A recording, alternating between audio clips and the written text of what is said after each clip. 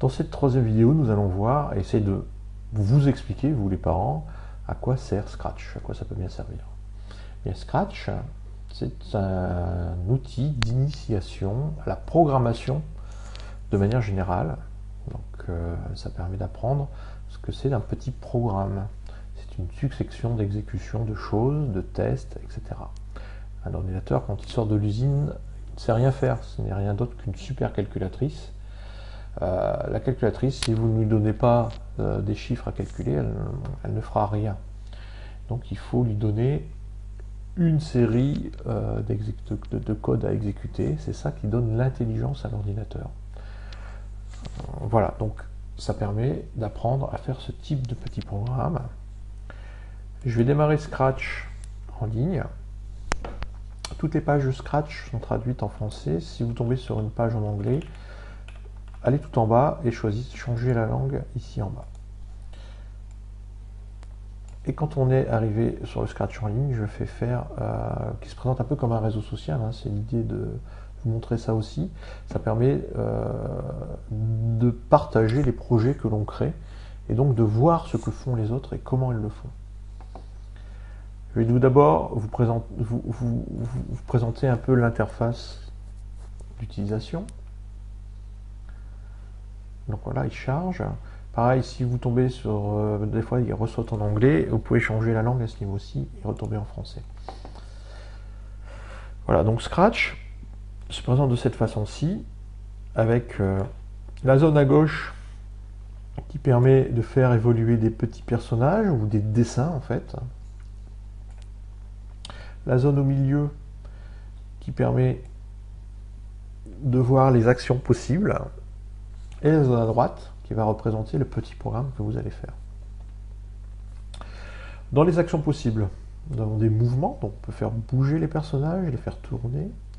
Nous avons l'apparence du personnage, lui faire dire du texte, ou lui changer de costume. Un personnage peut avoir différents costumes. En fait, c'est différentes attitudes pour, par exemple, simuler comme dans un dessin animé le fait qu'un personnage marche ou court. Les sons, pour faire jouer un petit son. Un stylo permet de dessiner sur l'écran. Les données, on va passer, c'est assez compliqué. Les événements permettent de lancer des actions suite à un événement. On a deux événements principaux ici qui sont démarrer le programme ou arrêter le programme. Le drapeau vert, c'est démarrer, le rouge, c'est le stopper. Les contrôles qui permettent de faire des boucles, de répéter, faire des tests, si, etc. Les capteurs permettent de vérifier que le personnage ne touche pas le bord, ne touche pas un autre personnage, etc. Les opérateurs permettent de faire des calculs. Et les blocs, l'ajout de blocs, ça c'est pour les plus expérimentés.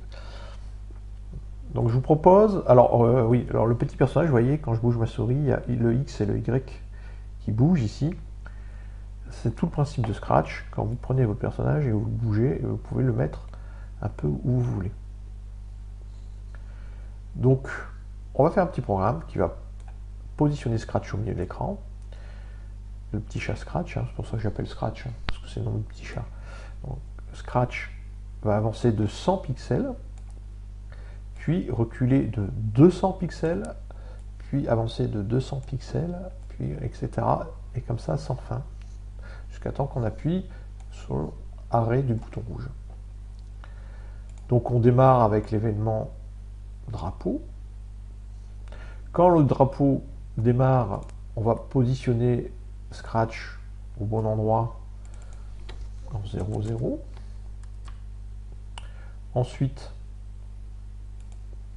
on va le faire avancer jusque 100.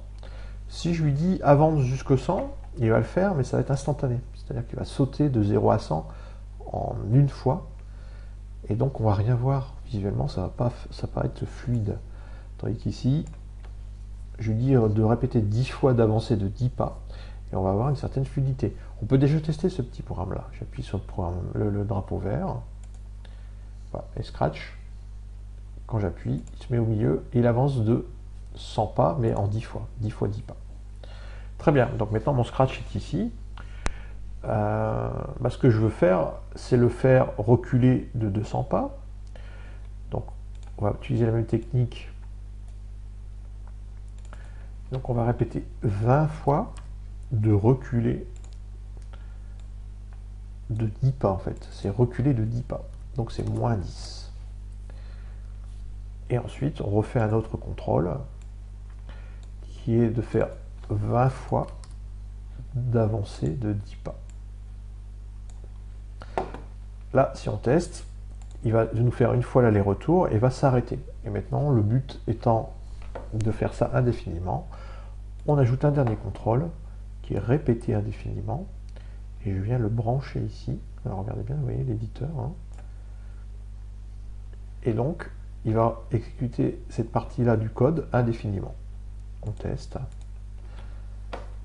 Et voilà, nous avons fait notre petit programme Scratch initial. On a appris à Scratch à avancer et reculer sans fin.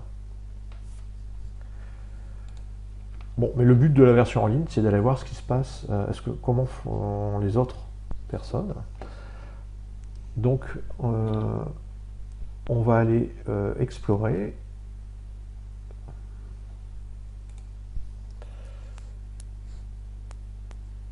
Voilà, donc je vais dans Explorer ici. Et je vais rechercher, par exemple, j'ai repéré un petit projet qui s'appelle Pong, qui est un petit jeu de ping-pong. Le voici. Il n'est pas trop compliqué, hein, c'est pour ça que je vous le présente. On peut toujours tout de suite le tester, mais j'ai déjà tout de suite allé voir à l'intérieur. Voilà. Donc ici, on voit qu'il y a plein de lutins. Il y en a un qui a par exemple une petite barre, une balle, le score. Et on voit sur la partie droite qu'à chaque fois que je clique sur le lutin, je vois tout le petit programme qui est lié derrière. On voit tout ce qui est fait. Et maintenant, on peut le tester et voir ce qui se passe. Donc là, vous devez entendre la petite musique du jeu. Très bien fait. La personne qui a développé ça a mis une petite musique. On peut appuyer sur Start. Et voilà, le jeu démarre. Donc voilà, un jeu fait totalement en Scratch. Vous voyez jusqu'où on peut aller. On peut faire des choses quand même assez évoluées. Voilà, moi j'ai perdu, je vais l'arrêter. Point rouge. Et maintenant, si je veux le modifier, par exemple m'amuser à traduire le texte en français, faire des choses, etc. Sur la version en ligne, c'est tout à fait faisable. Et après, on le sauvegarde dans son environnement. Voilà, j'espère que ces 8 minutes vous seront utiles et vous aurez enfin compris ce à quoi sert Scratch. N'hésitez pas à mettre des commentaires si vous voulez d'autres vidéos. Je les lirai, je verrai un peu sur vos réactions ce que je peux ajouter comme vidéo. Merci.